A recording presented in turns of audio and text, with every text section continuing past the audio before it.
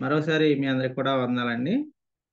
దేవుని వాక్యంలో నుండి మనం గత స్థితి, నేటి స్థితి అనే పాఠాన్ని ఆలోచన చేయడానికి ప్రయత్నం చేస్తాం.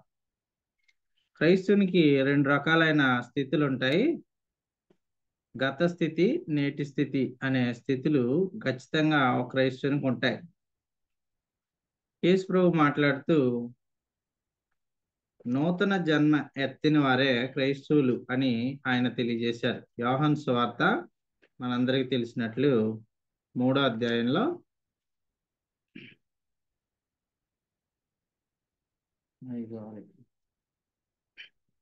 5-6 వచనాలు చదివినప్పుడు ఇట్లా అలా రాయబడింది. యేసు ఇట్లే నేను ఒకడు నీటి మూలంగాను ఆత్మ మూలంగాను జన్మించితేనే గాని దేవుని రాజ్యంలో ప్రవేశింపలేడని మీతో నిశ్చయంగా చెప్తున్నాను. శరీరం మూలంగా జన్మించినది శరీరమును, ఆత్మ మూలంగా జన్మించినది ఆత్మీయునైనది. మీరు కొత్తగా జన్మింపవలనని నేను మీతో చెప్పినందుకు ఆశ్చర్యపడవద్దు అని రాయబడింది. కాబట్టి కొత్తగా జన్మించినటువంటి మనుషులకి గత జీవితపు అనుభవాలతో లేదా గత జీవితపు వాస్తవాలతో సంబంధం లేని వారే ఉంటారు. అంటే 2 స్థితులను కలిగి ఉన్నవారే క్రైస్తవులుగా మనకి దేవుని గ్రంథం తెలియజేస్తా ఉంది. ఎలా అయితే గొంగలి పురుగు రూపాంతరం చెంది సీతాకోక చిలుకగా అవతారం ఎత్తుతుందో లేదా మారుతుందో, అలాంటి అనుభవాలు ఒక క్రైస్తవుని జీవితంలో కనబడతా ఉంటాయి. అలా కనబడడం లేనిది క్రైస్తవ జీవితం కాదు. రెండిటికి మధ్య వ్యత్యాసం లేదనుకోండి, నేటి స్థితికిని గత స్థితికిని మధ్య వ్యత్యాసం లేనిది క్రైస్తవ జీవితం కాదనేది మనకి స్పష్టంగా అర్థమవుతుంది.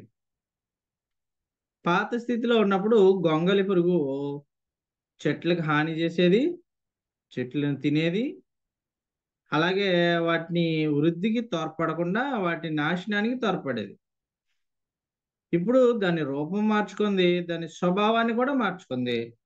దాని స్వభావంలో ఇప్పుడు చెట్ల వృద్ధికి తోడ్పడుతుంది, ఆకుల్ని తినటం మానేసింది. అది ఎలాగైతే దాని స్వభావాన్ని దాని రూపాన్ని మార్చుకుందో, అలాగున క్రైస్తవుడు తన రూపంలో ఏ మార్పు ఉండదు కానీ స్వభావంలో మార్పు చెందినవాడే క్రైస్తవుడిగా మనకి గ్రంథం తెలియజేస్తా ఉంది. కాబట్టి మనం ఆలోచించినట్లుగా గత స్థితిలో ఏమున్నాయి, నేటి స్థితిలో ఏమున్నాయో ఆలోచన చేయడానికి ప్రయత్నం చేద్దాం. గలతీలకు రాయబడిన పత్రికలో 4వ అధ్యాయము 8వ వచనం నుండి మనం చదువుతున్నప్పుడు గత స్థితికి నేటి స్థితికి మధ్య వ్యత్యాసాన్ని పౌలు మాట్లాడుతూ వచ్చారు. దేవుని ఆత్మ ద్వారా పౌలు మాట్లాడుతున్నారు. గలతీలకు రాయబడిన పత్రిక 4వ అధ్యాయము 8వ వచనం. ఆ కాలం అందైతే అన్నారు. అదిగో ఆ కాలం ఈ కాలం. ఆ కాలం అందైతే మీరు దేవుని ఎరగని వారై నిజమునకు దేవుళ్ళు కాని వారికి దాసులై ఉంటిరి. కాబట్టి గతంలో నిజానికి దేవుళ్ళు కాని వారికి దాసులమై ఉంటిమి. ఇప్పుడు మీరు దేవుణ్ణి ఎరిగిన వారును, మరి విశేషంగా దేవుని చేత ఎరగబడిన వారినై ఉన్నారు కనుక బలహీనమైనవి నిష్ప్రయోజనమైనవి మూలపాఠం తట్టు మరలా తిరిగినెలా, మునిపటి వలె మరలా వాటికి దాసులై ఉండగలనేలా మీరు దినములను మాసములను ఉత్సవ కాలములను సంవత్సరములను ఆచరించున్నారు. మీ విషయమై నేను పడిన కష్టం వ్యర్థమైపోవునేమని మిమ్మల్ని గూర్చి భయపడుచున్నాను అని తెలియజేయబడింది. కాబట్టి గతంలో దేవుళ్ళు కాని వారికి దాసులై ఉన్న స్థితి, ఇప్పుడు నిజమైన దేవునికి దాసులై ఉన్న స్థితి. యేసు ప్రభు మాట్లాడుతూ యోహాను సువార్త 8వ అధ్యాయము 34వ వచనంలో మాట్లాడుతూ ఆయన ఇలా అన్నారు. యోహాను సువార్త 8వ అధ్యాయము 34వ వచనంలో మనం చదివినప్పుడు, అందుకు యేసు పాపము చేయి ప్రతివాడు పాపమునకు దాసుడని మీతో నిశ్చయంగా చెప్పుచున్నాను. కాబట్టి గతంలో పాపమునకు దాసులమే ఉన్నాం, ఇప్పుడు యేసుక్రీస్తు దాసుడుని అంటాడు అన్నమాట. కాబట్టి గత స్థితిలో పాపమునకు దాసులమే ఉన్నాము, నేటి స్థితిలో యేసుక్రీస్తు దాసులము. గత స్థితిలో పాపం చేత ఏలబడిన వారము, ఇప్పుడు యేసుక్రీస్తు చేత ఏలబడుచున్న వారం. పాపమునకు దాసులంటే అర్థం ఏంటంటే, పాపము ఒక వ్యక్తి యొక్క స్వేచ్ఛను అపహరించి, వ్యక్తి యొక్క సొంత నిర్ణయాలను అపహరించి తాను యజమానుడై కూర్చుని తాను చేయదగిన మంచి చేయనీయకుండా ఏలుబడి చేస్తూ ఉంటది పాపం. రోమపత్రిక మనందరికీ తెలిసినట్లుగా 7వ అధ్యాయంలో ఈ మాటలు మనం చదువుతాం. రోమపత్రిక 7వ అధ్యాయము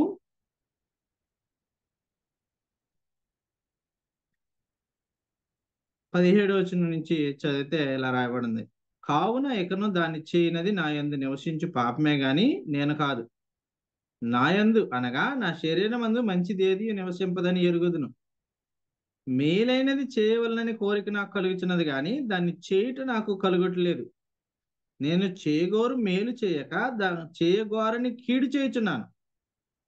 నేను కోరని దాన్ని చేసిన ఎడల దాన్ని చేయనది నా యందు నివసించు పాపమే గాని ఇక నేను కాదు అంటున్నాడు. అది పౌలు అంటున్నాడో, గత స్థితిలో నేను మేలు చేయాలనుకున్నాను కానీ చేయలేకపోతున్నాను. కీడు చేయకూడదు అనుకుంటున్నాను కానీ కీడే చేస్తున్నాను. కారణం ఏంటి? ఓ తాగుబోతాడు అనుకుంటాడు ఎప్పుడు కూడా ఏమనంటే, రేపటి నుంచి తాగనని భార్య బిడ్డల మీద ఒట్టేస్తాడు. మరుసటి రోజు సారా కొట్టిన దగ్గర నుంచి వెళ్తున్నప్పుడు సారా కొట్టు పిలిచి, ఏయ్ ఎక్కడికి రాపోతున్నావు అని వార్నింగ్ ఇస్తుంది అనమాట. అది పాపమునకు దాసుడు. పూర్వం పాపమునకు దాసుల్యమైనటువంటి మనము నేడు నేటి స్థితిలో పాపపు సంకెళ్ళ చేత విడిపింపబడిన వారమై నీతికి దాసులం, యేసుక్రీస్తుకి దాసులం. రోమపత్రిక 6వ అధ్యాయంలో మీ అవయవాలలో నీతిని ఏలనీయండి అన్నాడు అనమాట. రోమపత్రిక 6వ అధ్యాయం 12వ వచనంలో, కాబట్టి శరీర దురాశలకు లోబడినట్లుగా చావునకు లోనైన మీ శరీరం అందు పాపమును ఏలనీకుడి. కాబట్టి అప్పుడు పాపం వెళ్ళింది, ఇప్పుడు పాపం వెళుతుంది. వ్యత్యాసం ఏంటి? నూతన జన్మ అనుభవాలు ఉన్నాయా? పరీక్షించాల్సిన అవసరం ఉంటుంది. ఒకవేళ అప్పుడు పాపం వెళ్ళి ఇప్పుడు పాపం వెళ్తే నూతన జన్మ ఎత్తలేదు అనే సత్యాన్ని మనకి మన జీవితాలు తెలుపుతా ఉంటాయి. కాబట్టి నూతన జన్మ ఎత్తిన వారిలో నూతన అనుభవాలు వస్తాయి. గత స్థితికి ప్రత్యేకమైన అనుభవాలు వస్తాయి. కాబట్టి శరీర దురాశలకు లోనట్లుగా చావునకు లోనైన మీ శరీరం అందు పాపమును ఏలనీకుడి, మరియు మీ అవయవాలను దుర్నీతికి సాధనాలుగా పాపంలోకి అప్పగింపకడి. అయితే మృతుల్లో నుండి సజీవులు అనుకొని మిమ్మల్ని మీరే దేవునికి అప్పగించుకోండి. మీ అవయవములను నీతికి సాధనాలుగా దేవునికి అప్పగించుకోండి. కాబట్టి గత స్థితిలో పాపమునకు దాసులమైన మనము నేటి స్థితిలో నీతికి దాసులుగా చేయబడేదే గత స్థితికి నేటి స్థితికి ఉన్న వ్యత్యాసమైంది. ఒకవేళ నేడు కూడా పాపమునకు దాసులమైన అనుకోండి, పాపమే వెళ్తుంది అనుకోండి అంతరంగంలో. నా మాటలు అర్థమవుతున్నాయో లేదో, ఒక ఇంట్లో అద్దెకున్న వాళ్ళకి ఈ విషయాలు బాగా తెలుస్తాయి. ఎవరైనా ఇంట్లో అద్దెకున్నప్పుడు వీడు ఇష్టం వచ్చినట్టు మేకు కొట్టడానికి ఉండదు. ఒకవేళ చిన్న మేకు కొట్టింది అనుకోండి, యజమానుడు వస్తాడు అనమాట. వచ్చి ఏమంటాడంటే, ఏయ్ ఏంట్రా నీ ఇష్టం వచ్చినట్టు కొట్టా, నా ఇష్టం, ఇది నా ఇల్లు అంటాడు అనమాట. అంటే అలాగున పాపం మనల్ని ఏలుతా ఉంటే నీతి జరిగిందా అని మనం అనుకుంటున్నప్పుడు నీతి కాదు. నేను చెప్పింది నన్ను పశువులు దాస్యం అంటే మనకు బాగా అర్థం అవదు. ఎందుకంటే మనం దాస్యం కింద ఎప్పుడు లేం కాబట్టి, అంటే భౌతికంగా లేం కాబట్టి.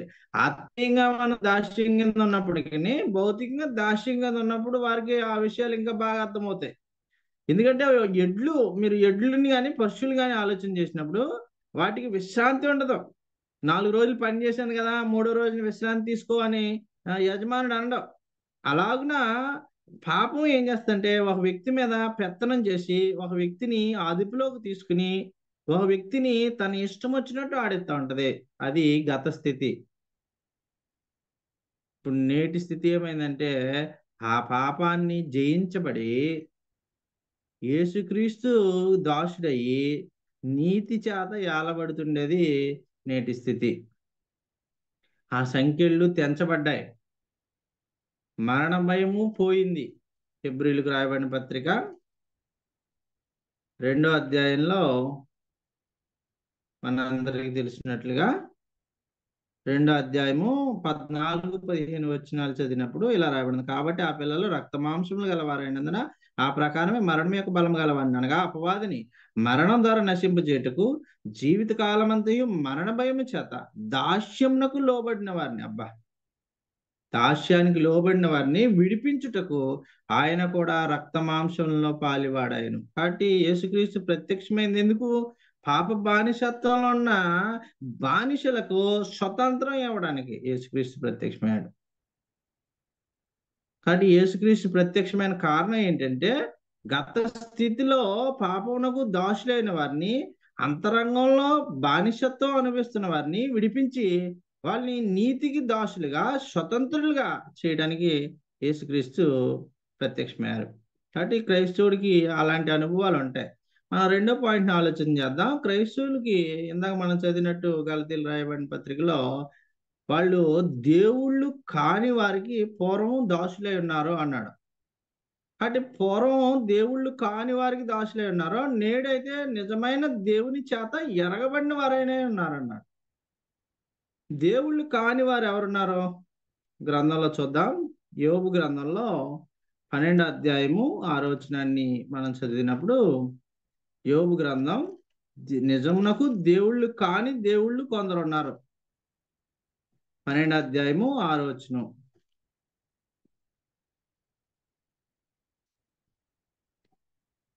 యోబు గ్రంథం 12 అధ్యాయము 6 వచనంలో, దోపిడి గాండ్ర కాపురములు వర్ధిల్లును, దేవుని కోపం పుట్టించి వారు నిర్భయంగా అందరు, వారు తమ బాహుబలమే తమకు దేవుడు అనుకుందరు అన్నాడు. అది కాబట్టి గతంలో బాహుబలమే దేవుడిగా బ్రతికిన వారు ఇప్పుడు నిజమైన దేవుణ్ణి కలిగిన వారు, మరి విశేషంగా దేవుని చేత ఎరగబడిన స్థితిని కలిగిన వారు. బాహుబలం అంటే అర్థం ఏంటంటే సొంత సామర్థ్యము అని అర్థం. సొంత బలాన్ని నమ్ముకున్నవారు. ఇప్పుడు దేవునికి విధేయులు, దేవుని మీద ఆధారపడిన వారు. వారికి ఒక తండ్రి ఉన్నాడో వారు తన తండ్రి మీద ఆధారపడిన వారే ఉంటారు. పూర్వం దేవుని మీద కాకుండా సొంత సామర్థ్యం మీద ఆధారపడిన వారే ఉన్నారు. సొంత సామర్థ్యం, వాస్తవానికి సామర్థ్యం దేవుడిచ్చేది.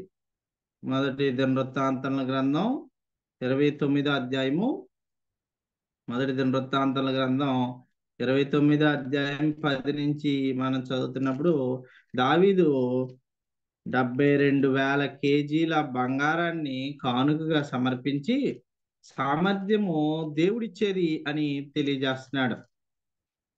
మొదటి దినవృత్తాంతముల గ్రంథం 29 అధ్యాయం 10 వచనం నుంచి, రాజైన దావీదు బహుగా సంతోషపడి సమాజము పూర్ణంగా ఉండగా యెహోవాకు ఇట్లు స్తోత్రములు చెల్లించెను. మాకు తండ్రిగా ఉన్న ఇశ్రాయేలు దేవా, యెహోవా నిరంతరము స్తోత్రార్హుడు, నీవు స్తోత్రార్హుడు. యెహోవా భూమాకాశములందు సమస్తం నీ వశం, మహత్యము, పరాక్రమము, ప్రభావము, తేజస్సు, ఘనత నీకే చెందినవి. యెహోవా రాజ్యం నీది, నువ్వు అందరి మీద నిన్ను అధిపతిగా హెచ్చించుకొని ఉన్నావు. ఐశ్వర్యము, గొప్పతనము నీ వల్ల కలుగును. కాబట్టి మనపూర్వకంగా ఇచ్చు సామర్థ్యం, 14 వచనంలో ఈ ప్రకారం మనపూర్వకంగా ఇచ్చు సామర్థ్యం మాకుండుటకు మేము ఎంత మాత్రం వారు, నా జనులు ఎంత మాత్రపు వారు, సమస్తం నీ వలన కలిగినవి అన్నాడు. కాబట్టి దేవుళ్ళు కాని దేవుళ్ళలో హృదయంలో నీకు నీ సొంత సామర్థ్యం పైన, నీ బాహుబలం పైన ఆధారపడే అనుభవాలు ఉన్నాయేమో. ఇప్పుడు నేడు దేవుని పైన, నీకు తండ్రిగా ఉన్న దేవుని పైన ఆధారపడే అనుభవాలు ఉండాలి. వాస్తవానికి సొంత సామర్థ్యం పైన ఆధారపడ్డ నెబుకద్నెజర్ లాంటి వాడిని దేవుడు గడ్డి తినిపించాడు. దానియేలు గ్రంథం 4 అధ్యాయము 30 వచనం చదివినప్పుడు ఇలా రాయబడి ఉంది, రాజు బబులోనును, ఈ మహా విశాల పట్టణం, నా బలాధికారం, నా ప్రభావమును, నా ఘనతను, ఎవరి ప్రభావం, ఎవరి ఘనత? అటు సొంత గొప్ప కోరుకునేవాడు, సొంత బాహుబలం పైన ఆధారపడేవాడు. ఇదంతా నేనే చేశాను, నాకంటే సామర్థ్యం, నా బుద్ధి బలం ఇదంతా అని మాట్లాడేవాడు. ఇదంతా నా గొప్పే, నేనే దీన్ని గడించాను, నేనే దీన్ని అర్జించాను, లేదా నేనే దీన్ని సాధించానని చెప్పుకునేవాడు.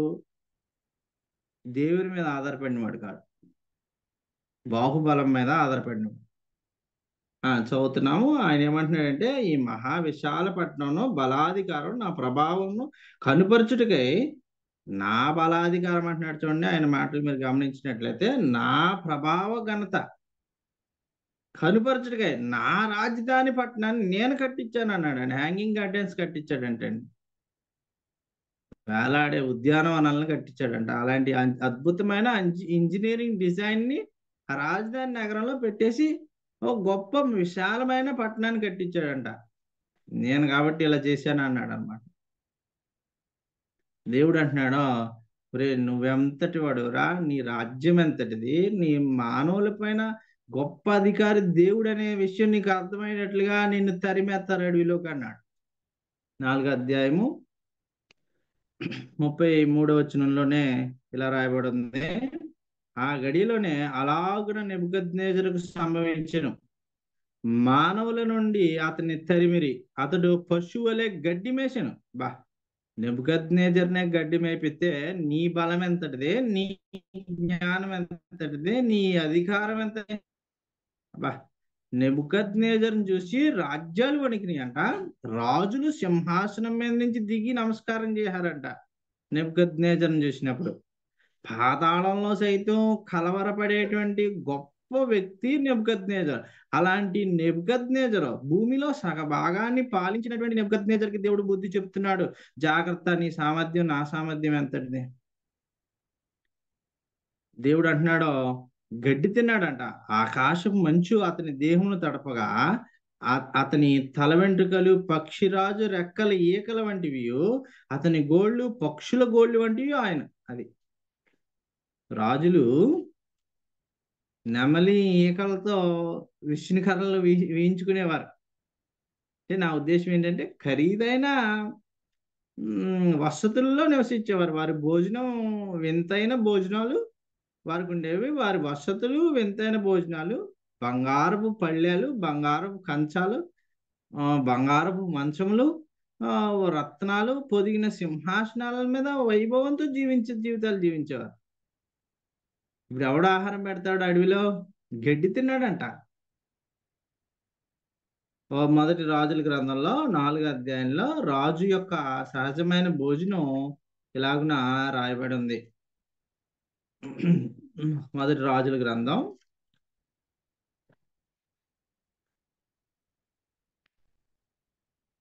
నేను ముగిస్తాను. మొదటి రాజుల గ్రంథం 4వ అధ్యాయంలో ఈ మాటలు మనం చదువుతున్నాం. 22 నుంచి మీరు చదువుకుంటే ఇంటికి వెళ్ళిన తర్వాత ఒక రాజు యొక్క సహజమైన భోజనం రాయబడి ఉంది అక్కడ. ఒక రాజు యొక్క ఒక్క పూట భోజనం ఎర్ర దుప్పులు, జింకలు, ఇంకా సన్నపు గోధుమ పిండి, 600 తూముల గోధుమ పిండి, కొవ్విని ఎడ్లు, విడి ఎడ్లు, 100 గొర్రెలు, ఇవి కాక ఎర్ర దుప్పులు, జింకలు, భయంకరంగా చెప్పాడు లిస్ట్ అంతా. అలాంటి భోజనం ఉంటది కాబట్టే దానియేలు అలాంటి భోజనాన్ని నేను స్వీకరించనని మాట్లాడడం మనం వింటా ఉంటాం. కాబట్టి రాజులు తమ ఘనత నిమిత్తం భోజనాలు చేస్తారు. వారు కూర్చునే సింహాసనం రత్న కంబళ్లతో పొదిగింది అయితేనే కూర్చుంటారు. అలాంటి దేవుడు ఏకలో పక్షిరాజు జుట్టు పక్షిరాజు ఏకల్లా చేసేసాడండి. నీ గర్వం ఇలా ఉందా, నేను అణచబోతున్నాను అన్నాడు అన్నమాట.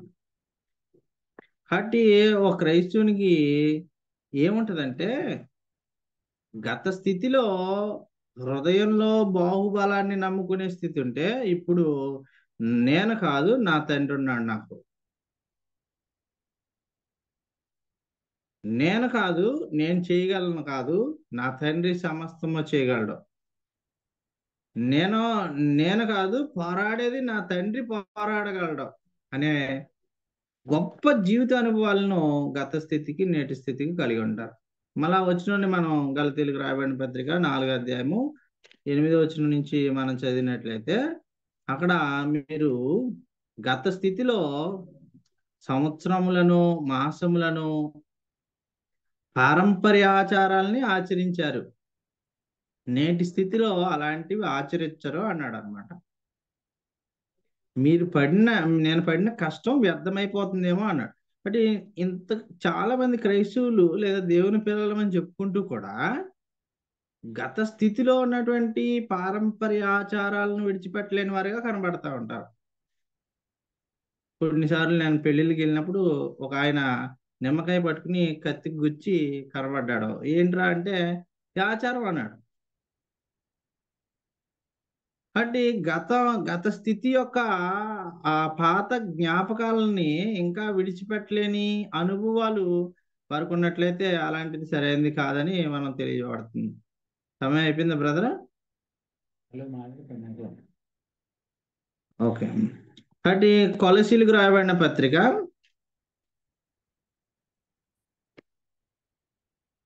కొలసీలకు రాయబడిన పత్రిక 2వ అధ్యాయము 20వ వచనం నుంచి మీరు చదివితే ఇలా రాయబడింది. మీరు క్రీస్తుతో కూడా లోకం యొక్క మూలపాఠాల విషయమై మృతి పొందిన వారైతే, సంవత్సరాలు మాసాలు ఎందుకు పట్టించుకుంటున్నారు మరి?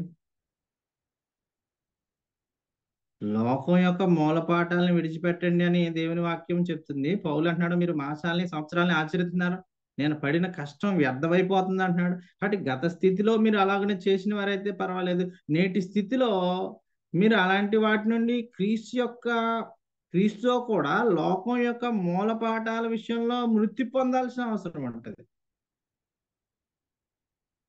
ఇలాంటి వారు మీకు ఎప్పుడైనా తారసపడ్డారు లేదో నాకు తెలీదు. సమాధి చేసిన తర్వాత, అయ్యో అయ్యో ఉంగరం మర్చిపోయిన, ఒకసారి తీయండి మట్టి, మరలా గొయ్యితావండి, ఉంగరం తీసుకోవాలని అనేవారు ఎవరైనా మీరు తారసపడ్డారా? అలాంటి వారిని మనం చూడం. ఎందుకంటే ఒక్కసారి సమాధి చేసిన తర్వాత చైన్ మర్చిపోయాను, ఉంగరాలు మర్చిపోయాను, వాటిని తీసుకోవాలనే వారు ఎవరు ఉండరు. ఎందుకంటే గోతి నుండి ఎవరు ఏమి ఆశించరు. కానీ క్రైస్తవులు దేవుని పిల్లలమని చెప్పుకుంటూ లోక సంబంధమైన మూలపాఠాలని సమాధి చేశామని చెప్తూ మరలా దాని నుండి కొన్ని వస్తువుల్ని ఆశ్రయిస్తున్నారు. అబ్బే ఇది వదలలేదండి మేము, ఇంకా ఎదురు వదలలేదు, లేదా ఎదురా అమ్మా ఎదురా అంటా ఉంటారు కొంతమంది. లేదండి ఇలాంటి మూలపాఠాల విషయంలో మృతి పొందితేనే అన్నాడు. మళ్ళా ఒకసారి చదువుతున్నాము. కొలసీలకు రాయబడిన పత్రిక 2వ అధ్యాయము 20వ వచనము. మీరు క్రీస్తు కూడా లోకం యొక్క మూలపాఠాల విషయమై మృతి పొందిన వారైతే లోకంలో బ్రతుకుతున్నట్టుగా మనుషులు ఆజ్ఞలను పద్ధతులను అనుసరించి చేత పట్టుకొనవద్దు, రుచి చూడవద్దు, ముట్టవద్దు అని విధులకు మీరు లోబడనేలా? నిమ్మకాయకి శక్తి ఉంటే నిమ్మ తోటకు రోగాలు ఎందుకు వస్తున్నాయి? అన్ని జనులు అలాగనే భావిస్తారు. ఒక కాయకో లేకపోతే ఒక పండుకో ఏదో శక్తి ఉందని భావిస్తారు. దేవునిలో యేసుక్రీస్తులో ఉన్న నీవు యేసుక్రీస్తుని అందులో విశ్వాసం ఉంచక చిన్న దారం మొక్క యందు విశ్వాసం ఉంచేవాడు అయితే లోకం యొక్క మూలపాఠాల విషయంలో నువ్వు మృతి పొందావా? నీకు గత స్థితికి నేటి స్థితికి ఏమైనా వ్యత్యాసాలు ఉన్నాయా? ఒకసారి ఆలోచించాల్సిన అవసరం ఉంటుంది. కాబట్టి అవన్నీ కూడా వాడుకొని చేత అయిపోతాయి అన్నాడు. 2వ అధ్యాయము 8వ వచనంలో కూడా ఆయనను అనుసరింపక మీ పారంపర్యాచారం అనగా ఈ లోక సంబంధమైన మూలపాఠాలను అనుసరించి మోసకరమైన నిరర్ధకమైన తత్వజ్ఞానం చెప్పున ఎవడు మిమ్మల్ని చెరపట్టుకుని పోవాడు ఎవడైనా ఉండునేమో అని జాగ్రత్తగా ఉండుడి అన్నాడు. జాగ్రత్త పడండి అని చెప్పాడు అన్నమాట. కాబట్టి లోకం యొక్క మూల పాఠాల విషయంలో, లోకం యొక్క సాంప్రదాయాల విషయంలో, లోకం యొక్క పారంపర్యాచారాల విషయంలో మార్పు చెంది నా నాటి స్థితికి నేటి స్థితికి మధ్య వ్యత్యాసాన్ని చూపించేవాడే క్రైస్తవుడు. వాడే నూతన జన్మెత్తినవాడు. వాడికి చీకటితో సంబంధం ఉండదు, వాటికి రంగుతో సంబంధం ఉండదు, వాడికి దేశంతో సంబంధం ఉండదు, వాడికి భాషా భేదాలు ఉండవు. వాడు ఒక మాటలో చెప్పాలంటే దేవుని రాజ్య పౌరుడై ఉంటాడు. కాబట్టి ఇలాంటి భేదాభిప్రాయాలు లేకుండా గత స్థితిలో నేను ఫలానా అని కొంతమంది ఇలా అంటూ ఉంటారు కదా. ఏమనంటే, అరే నా సంగతి నీకు తెలీదు, జాగ్రత్త సుమా, నేను లోపల ఇంకా అలాగే ఉన్నాను, బయటికి తీసానా నువ్వేమవుతావో అంటూ ఉంటారు, వార్నింగ్ ఇస్తూ ఉంటారు. అంటే దాని అర్థం ఏంటి? కోపంలో అలాగ అంటూ ఉంటాం, కానీ నిజానికి లోపల వ్యక్తి అలాగే ఉన్నాడా? ఏమో మనం ఆలోచించాల్సిన అవసరం ఉందని మిమ్మల్ని హెచ్చరిస్తూ నన్ను నేను హెచ్చరించుకుంటూ ఈ మాటలు ముగిస్తున్నాను. శ్రద్ధ తినాలి. మీ అందరికీ వందనాలు. అవునండి.